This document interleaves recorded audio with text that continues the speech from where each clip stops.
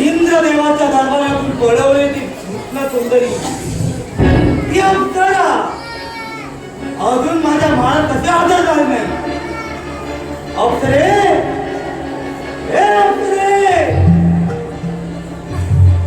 अप्सरे, बरीच माझ्या मनात हदरला.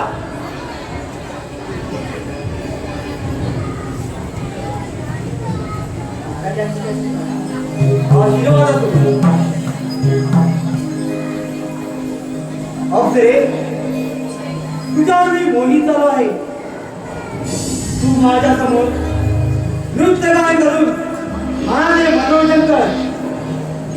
महाराज, मी इंद्रदेवांच्या आज्ञेनुसार इतर कोणत्याही मामलात नृत्य करू शकत नाही. काय तर म्हणे इंद्रदेवाच्या आज्ञेनुसार. सुंदरे, लक्षात ठेव, इंद्रदेवाच्या सभेतून सर्व देवा समक्ष तुला मी अपहरण केलं आहे.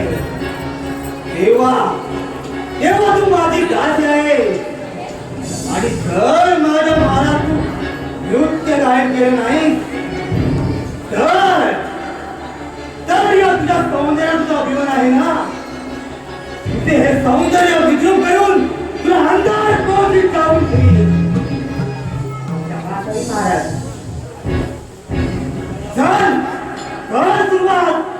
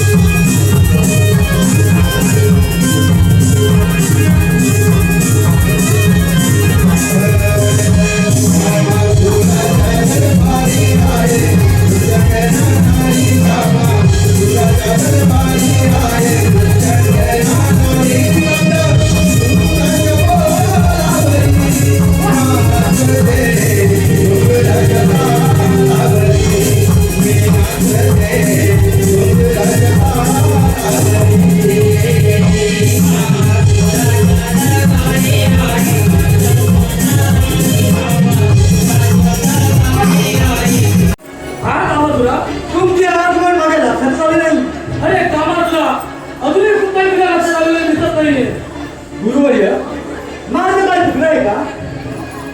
अरे नृत्य गाणे हे तर इंद्राचे शोध. या दैत्य तोळा, या दैत्य दरबारी नृत्य गाणे करून तू स्वतः स्वर्गाची संपत्ती समजतो की काय?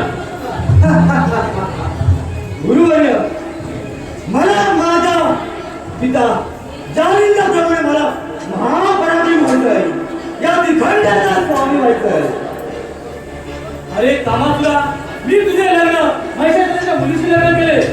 आणि आता पाहत होतो त्या दैत्य कुळाचा तू अधिपती होशील. पण तुझे हे खेळ पाहून मला तर चिंता करू लागली आहे. गुरुवर्य, मग मी काय करायला हवं मला? अरे कामासला तू तुझ्या शक्तीने भूलोक पाताळलोक हे जिंकू शकतील. पण स्वर्गलोक जिंकले तितके सोपे नाही. त्यासाठी तुला घनघोर अरण्यात जाऊन त्या महादेवाची तपश्चर्या करावी लागेल. आणि निश्चित फळ मागून घे. ही काय गुरुवर्य,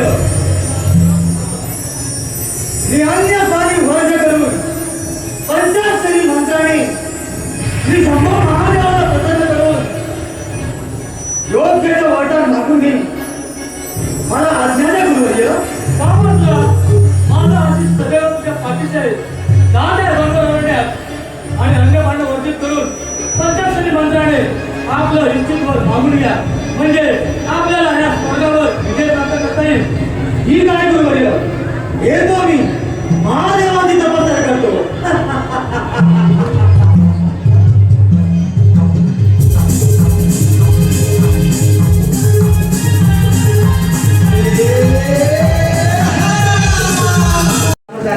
हे त्रिकोण ढकलून लागलंय. कैलास राणा शिवचंद्र मोळी दारिद्र्य सिंधू भवदुःखहारी तुझवीर शंभो मदतोड तारी तुझवीर शंभो मदतोड तारी. हे देवा, मला या त्रिखंडावर विजय मिळवायचा आहे. अजून घ्या अर्धा. मला मृत्युंजय व्हायचं आहे आणि मला मृत्यूवर विजय प्राप्त करायचा आहे असे मला वरदान द्यावं. शंभू नारायण. कामासुदा तुझी मागणी अनादायी आहे. ब्राह्मणाचा स्वामी होतीस, परंतु मृत्यूवर विजय होणे हे निसर्ग नियमाच्या विरुद्ध आहे. त्यामुळे तुला असा वर देतो की तू इंद्रियांवर विजय मिळवतीस. त्यामुळे तुला कुणी मारू शकत नाही. तर आज तू शिवशंकर शंभो.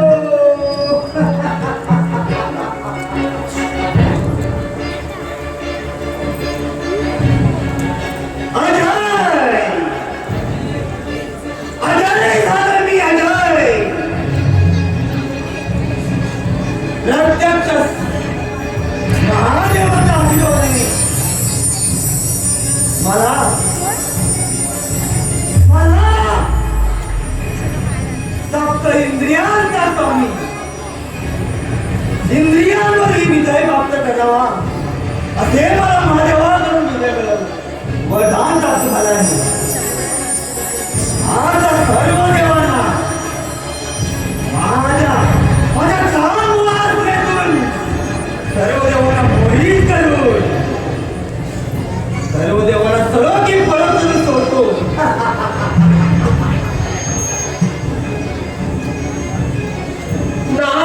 नारायण नारायण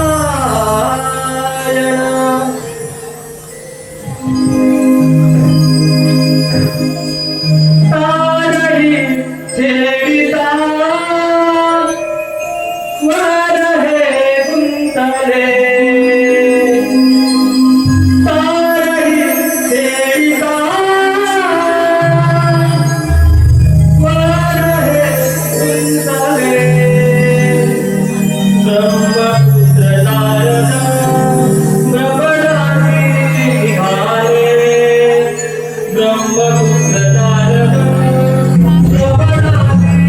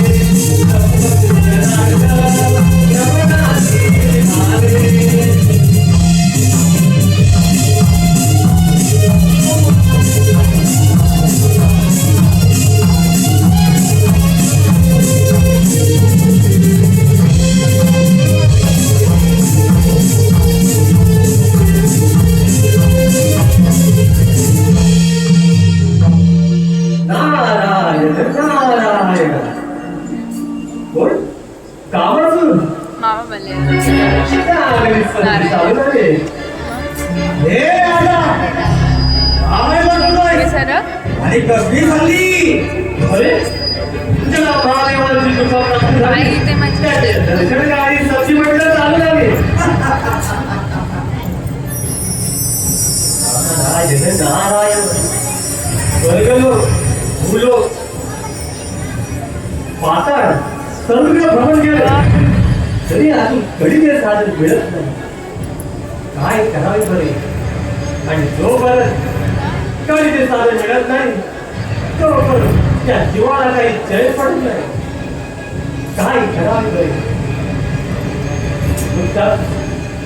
दुःखाच्या कामातुराला महादेव देवाकडून वरदान मिळाले आहे. माझा म्हणजे सतीत्व भंग करून नारायणाने ज्ञानेंद्राचा वध केला.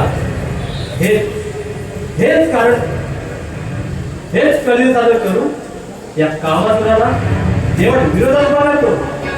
नारायण नारायण. हे राजा काय म्हणतोय त्या भल्याचा विचार करत आहे. माझ्या भल्याचा अरे तू कधीपासून माझ्या भल्याचा विचार करायला लागलाय. अरे प्रत्यक्ष महादेवाने मला या सप्तेंद्र आता स्वामी झालाय. तू काय करणार माझं भलं. नारायण नारायण. पण तिकटाचा स्वामी अरे अरे कामातुरा तू केव्हा तिकटाचा स्वामी होशील जेव्हा देवांना पराजित करशील तेव्हा. अरे तू त्या तोंडाच्या वलगड्या करून पुढे बडबडायला स्वामी होता. बोल सांभाळून बोल. नारायण नारायण. अरे कामातुरा तुला उत्तर माझं वरदान मिळाले परंतु या देवेंद्र इंद्राचा पराभव केल्याशिवाय आणि तुझ्या मातेचे सतीत्व भंग केलेल्या त्या नारायणाला शिक्षा केल्याशिवाय तू या तिकडचा स्वामी होऊ शकणार नाहीस. नादा तुला काय म्हणत आहे काय ते नीट सांग नाही तर नारायण नारायण. अरे कामातुरा तू त्या अजून पूर्ण अंतरातच आहेस. अरे तुला तुझ्या विचारा तुझा जालंधर हा पराक्रमी होता आणि त्याने या श्रीखंडात नाव मिळवले होते. त्याचा दबदबा होता आणि त्या देवाला अगदी सोडून पळवून सोडले होते बघ. आणि हेच चक्क महादेव ज्यामुळे निश्चित झाले ज्याने वरदान दिले त्यांचे त्यामुळे काही चाले ना. त्यावेळी नारायणाने त्याची साथ दिली आणि जालंधराचे रूप घेऊन ते माता सती उद्याकडे गेले. तिथे एकांत केला आणि त्या महादेवी श्रीभंड झाले आणि तीच संधी साधून महादेवाने तुझ्या पित्याचा वध केला. काय काय म्हणतोय अरे त्यानंतर तुझ्या मातेने नारायणाने त्याचा घात केला म्हणून ते अग्नीमध्ये प्राणत्याग केला. मग माझं हृदयाचं काय झालं. अरे माता मुलगा सती गेली. काय नारायण नारायण. त्या कावटी विष्णूला फरफडत घेऊन माझ्या गुरुदेवाच्या चरणी अर्पण करेन तेव्हा त्या पदाचा सुद्धा करेन. अरे थांब कामातला थांब. अरे तू विजय प्राप्त करशील पण आधी मी सांगू कसे कर. तू पहिले जे इंद्रावर स्वारी कर त्यावर विजय मिळव म्हणजे तू जर इंद्राला पराजित केले की सारे देव वाचवण्यात येतील. मग तू सहज विष्णू नारायणावर विचार प्राप्त करू शकतो. नारदा हे सांगतो सरळ खरं आहे ना? अरे नारदाची वाणी आहे. नारायण नारायण. हे जर खोटं ठरलं तर तुझी शेळी मुंडी तुझ्या हातात उठून देईल. अरे माझी शेती तुला काय मिळणार आहे? अरे मी सांगतो तसेच कर. ठीक आहे नारदा, तू सांगितल्याप्रमाणेच करतो. प्रथम त्या देवेंद्रावर स्वार करतो. त्या देवेंद्राचे इंद्रपद कामित करून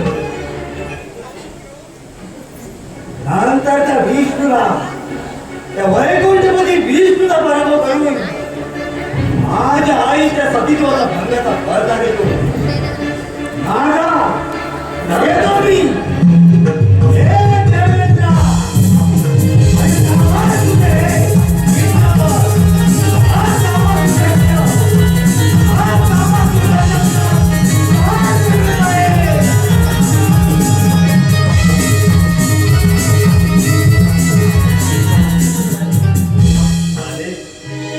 झाले अगदी माझ्या मनासारखे झाले.